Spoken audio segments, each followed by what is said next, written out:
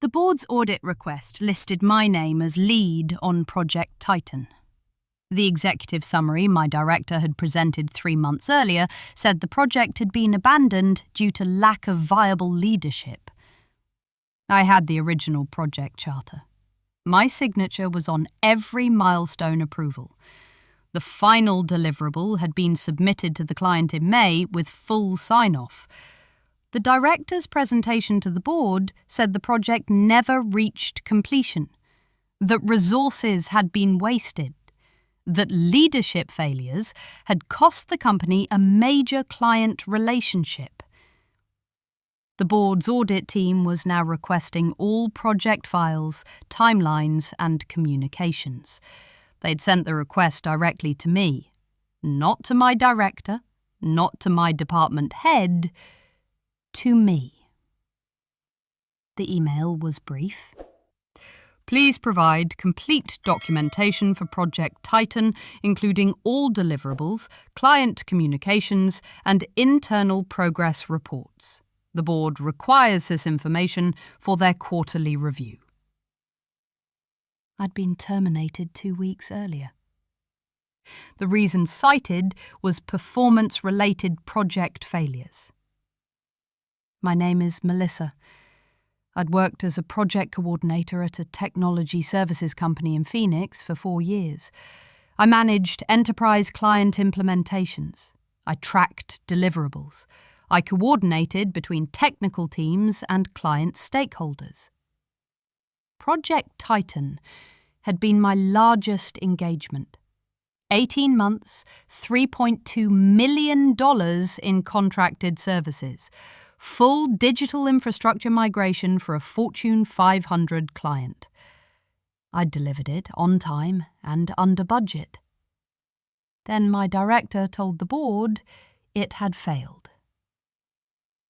I opened my archive and started organising the files they'd requested.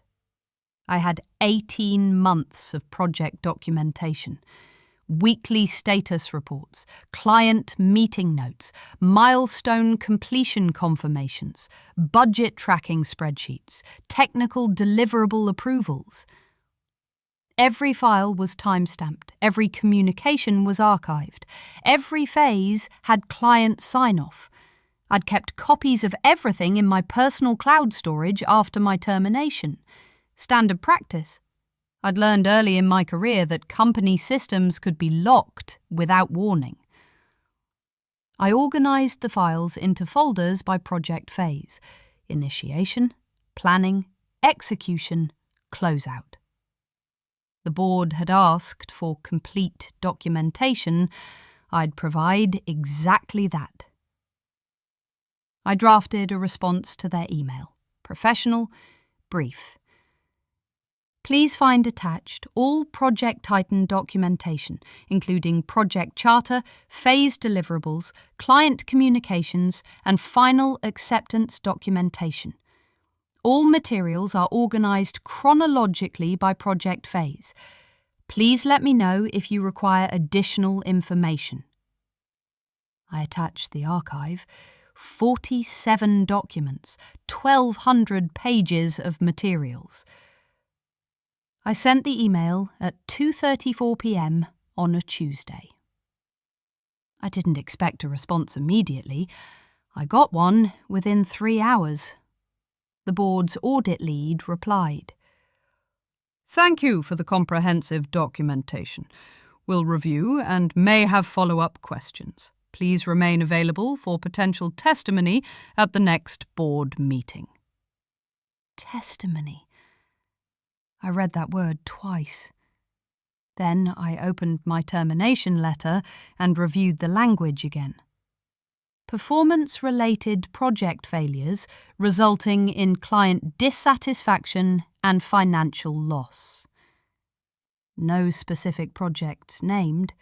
No documentation attached, no examples provided, just a general statement and a severance offer contingent on signing a release. I hadn't signed it yet. The deadline was in 10 days. I saved the board's email to 3 separate locations and went back to waiting. 2 days later, I received another email, this time from the board chair directly. The Audit Committee has completed initial review of the Project Titan documentation you provided. We note significant discrepancies between your materials and the executive summary presented in our Q2 meeting. We're scheduling a formal review session for next Tuesday at 10 a.m. Your attendance is requested. Please confirm availability. I confirmed within 15 minutes. The following Tuesday, I arrived at the corporate office at 9:45 a.m. I no longer had building access, so I waited in the lobby until someone from the board's office came to escort me. The meeting was in the executive conference room, 8th floor. I'd never been there before. 5 board members were present: the audit lead, the board chair, the general counsel. My director was not in the room. I sat down at the far end of the table. The board chair opened the meeting. "We've reviewed the documentation you provided for Project Titan," she said. "We have some questions about the timeline and deliverables." "I'm happy to answer them," I said. The executive summary we received in June stated that Project Titan failed to reach completion and that the client relationship was damaged due to leadership failures. Your documentation shows a completed project with full client acceptance. Can you explain this discrepancy? I pulled out a printed copy of the final client acceptance letter, dated May 15th, signed by the client's CIO. "The project was completed on May 15th, I said. "All deliverables were accepted by the client. They signed off on final implementation and confirmed successful migration of all systems." I slid the document across the table. The board chair read it, then passed it to the audit lead. "Do you have additional client communications confirming this?" the audit lead asked. "Yes, I have email confirmation from the client dated May 16th, thanking our team for the successful implementation. I also have their final payment authorization, which was processed in June." I provided both documents. The board members reviewed them in silence. "The executive summary stated that resources were wasted and that the project never reached viable completion," the board chair said. "That appears to be inaccurate." "It's completely inaccurate," I said. "The project was completed on time and under budget. We came in 8% below the contracted cost and delivered 2 weeks ahead of the original timeline." "Do you have budget documentation?" I did. I provided the final budget reconciliation report, every line item tracked, every expense documented. The general counsel spoke for the first time. "You were terminated 2 weeks ago," he said. "The termination letter cited performance-related project failures. Was Project Titan referenced in your termination discussion?" "No. No specific projects were mentioned. I was told there were general performance concerns." "Were you given any warning or improvement plan prior to termination?" "No." "Did you have any performance reviews in the past year that indicated concerns?" "My last performance review was in March. It rated me as exceeds expectations in all categories." The general counsel made a note. "Do you have a copy of that review?" I did. I'd archived it along with everything else. I provided it. The board chair looked at the audit lead. "I think we have enough to proceed with the full investigation," she said. The meeting concluded 15 minutes later. I was thanked for my cooperation and told I'd be contacted if additional information was needed. I left the building and went home. I didn't hear anything for a week. Then I received an email from the General Counsel's office. They wanted to schedule another meeting, this time to discuss my termination and potential resolution options. The meeting was set for the following Thursday. I arrived on time. The general counsel was there, so was the head of HR, and an outside attorney I didn't recognize.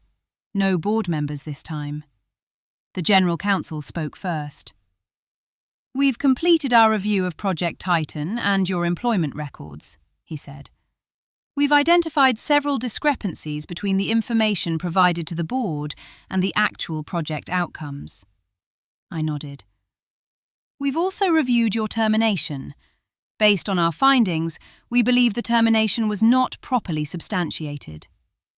I waited. "We'd like to discuss resolution options," he continued. "We're prepared to offer reinstatement with full back pay and benefits restoration. Alternatively, we can offer an enhanced severance package and neutral references." "What happened to my director?" I asked. The general counsel paused. "That's being handled separately," he said. "Is he still employed?" "That's a personnel matter I can't discuss." "I understand. What's the enhanced severance offer?" The outside attorney spoke. 6 months of salary, continuation of benefits for 12 months, removal of the termination from your record, and replacement with a voluntary resignation. Neutral reference with confirmation of your role as Project Titan lead and successful completion." I thought about that. "And if I choose reinstatement?" "You'd return to your previous role. Full back pay for the 2 weeks you've been terminated. Benefits reinstated retroactively." "Under the same reporting structure?" "No. Reporting structure would be modified based on organisational changes currently in process." I considered both options. Reinstatement meant going back to a company that had terminated me based on false information. Enhanced severance meant walking away with compensation and a clean record. "I'll take the enhanced severance," I said. The outside attorney nodded. "We'll have the agreement drafted by tomorrow. You'll have 5 business days to review with your own counsel if desired." The meeting ended. The agreement arrived the next afternoon, 8 pages, clean language, 6 months of salary, benefits for 12 months, termination removed from record, voluntary resignation dated 2 weeks prior. Neutral reference, including confirmation of Project Titan completion and my role as project lead. Standard mutual release. I wouldn't pursue claims. They wouldn't contest unemployment or provide negative information. I had an employment attorney review it. She found no issues. I signed it 3 days later. The payment was processed within a week. Direct deposit. The full amount. I didn't return to the office. I didn't collect personal items. Everything I needed had already been in my possession. I updated my resume and started reaching out to my professional network. 2 weeks after signing the settlement, a former colleague contacted me. She'd left the company 3 months earlier for a competitor. "I heard what happened," she said. "Are you looking for work?" "I am." "We're hiring for a senior project manager role. I told my director about Project Titan. He wants to talk to you." I interviewed the following week. The director asked detailed questions about Project Titan, about the timeline, the budget management, the client relationship. I walked him through the entire 18-month engagement, the challenges we'd faced, the solutions we'd implemented, the final outcome. He offered me the position at the end of the interview. The salary was 25% higher than my previous role. The title was Senior Project Manager instead of Coordinator. The team was larger. I accepted. I started 3 weeks after my termination from the previous company. The work was similar. Enterprise client implementations, digital transformation projects, cross-functional team coordination. But the culture was different. Documentation was valued. Project leads were credited for their work. Success was measured by deliverables, not executive narratives. 3 months into the new role, I was assigned to a major client pitch. The prospective client was looking for a firm to handle a complex infrastructure migration. The project scope was nearly identical to Project Titan. I led the pitch presentation. I walked the client through our methodology. I showed examples from my previous work, including the Project Titan timeline and outcomes. We won the contract. The project ran for 14 months. We delivered on time. The client accepted all deliverables. We came in 6% under budget. I was promoted to Director of Client Services 6 months after that project closed. The promotion came with a team of 8 project managers. I oversaw 15 active client engagements. I reported directly to the VP of Operations. I built the same documentation protocols I'd relied on at my previous company. Every project tracked, every deliverable time-stamped, every client communication archived. Not because I expected anyone to misrepresent the work, because documentation was the foundation of accountability. A year after my settlement, I ran into my former director at an industry conference. Different city, different context. He saw me and quickly looked away. We didn't speak. I learned later that he'd left the company shortly after my settlement. The circumstances weren't public, but the timing suggested it wasn't voluntary. I didn't follow up. I didn't ask mutual contacts for details. It wasn't relevant to the work I was doing. 2 years after Project Titan, I was managing a portfolio of 23 client engagements. My team had grown to 12 project managers. Our division's client retention rate was 94%. Every project we delivered was documented the same way I'd documented Project Titan. Charter, timeline, deliverables, client acceptance. Nothing was left to interpretation. Nothing relied on memory or verbal commitments. Everything was recorded. Sometimes new project managers would ask why we maintained such detailed documentation, why every client email needed to be archived, why every deliverable required formal sign-off. I told them it protected everyone. The team knew their work was being recorded accurately. The clients had clear evidence of what was delivered. The company had documentation if questions arose. I didn't tell them about Project Titan, about the board audit, about the director who'd told the board the project failed when it had actually succeeded. That wasn't necessary to explain why documentation mattered. 3 years after my settlement, I was promoted to Vice President of Delivery Operations. I oversaw 42 project managers across 3 office locations. I reported to the Chief Operating Officer.